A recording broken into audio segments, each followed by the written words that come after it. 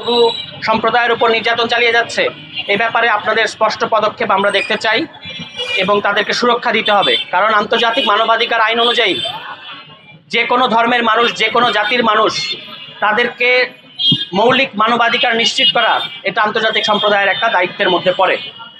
এবং এর পাশাপাশি আমরা আমাদের দেশ থেকে যখন এখানে গণঅভ্যুত্থানের মধ্য দিয়ে শেখ হাসিনার পতন ঘটেছে এবং তারা তাদের হেডকোয়ার্টার ভারতে ফেরত গেছে, এই বাংলাদেশ নিয়েও আমরা ভারতের কুৎসিত সব প্রচারণা লক্ষ্য করেছি। তারা এখানে প্রচারণা চালিয়েছে যে বাংলাদেশে হিন্দু জেনোসাইড ঘটেছে, যেটা একটা পুরোপুরি মিথ্যা কথা ছিল।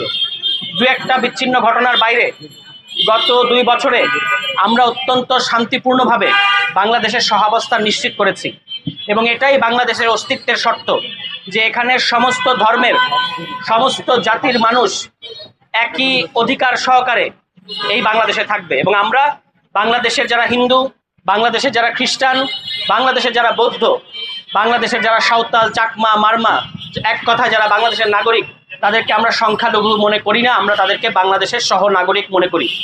এবং এই সমাবেশ থেকে আমরা স্পষ্টভাবে বলতে চাই যে বাংলাদেশে সকল ধর্মের, সকল জাতের মানুষের দিকে রাষ্ট্রের সমান নজরদারি থাকতে হবে, সমানভাবে অধিকার নিশ্চিত করতে হবে এবং কোনো কায়েমি স্বার্থ গোষ্ঠী, কোনো উগ্রবাদী গোষ্ঠী যদি বাংলাদেশের এই সাম্প্রদায়িক সম্প্রীতি নষ্ট করতে চায়, যদি তারা এখানকার খ্রিস্টান, হিন্দুদের দিকে চোখ তুলে তাকাতে চায়, আমরা কিন্তু তার কড়া জবাব দেব এবং এগুলো একেবারেই সহ্য করা হবে না।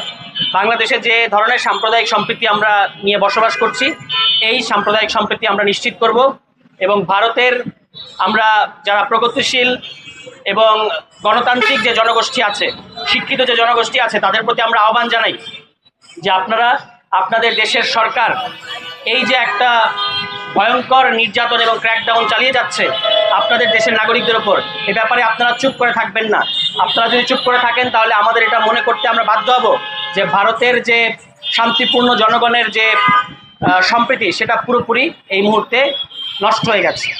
তো আমাদের এই সমাবেশ থেকে এই আহ্বানই থাকবে যে জাতিসংঘ সহ আন্তর্জাতিক মানবাধিকার বিভিন্ন সংস্থার প্রতি আমরা আহ্বান জানাবো যে ভারতের বর্তমান পরিস্থিতির দিকে আপনারা কড়া নজর রাখুন এবং এই যারা এখন আক্রান্ত তাদেরকে সুরক্ষার জন্য প্রয়োজনীয় ব্যবস্থা গ্রহণ করুন। এবং বাংলাদেশের পক্ষ থেকে আমরা এটা বলতে চাই, বাংলাদেশের সকল নাগরিকের উদ্দেশ্যে, সকল নাগরিকের পক্ষে আমরা এখানে আছি। এখানে আমাদের রাজনৈতিক মত পার্থক্য থাকতে পারে, কিন্তু ধর্মীয় কিংবা জাতিগত পার্থক্যের কারণে, ভাষাগত পার্থক্যের কারণে এই বাংলাদেশে কাউকে বৈষম্যের শিকার হতে হোক, এটা আমরা কখনোই চাই না। এবং যে কোনো অবস্থায় আমরা বাংলাদেশের সাম্প্রদায়িক সম্প্রীতি রক্ষা করার পক্ষে আছি। সবাই ভালো থাকবেন। আসসালামু আলাইকুম।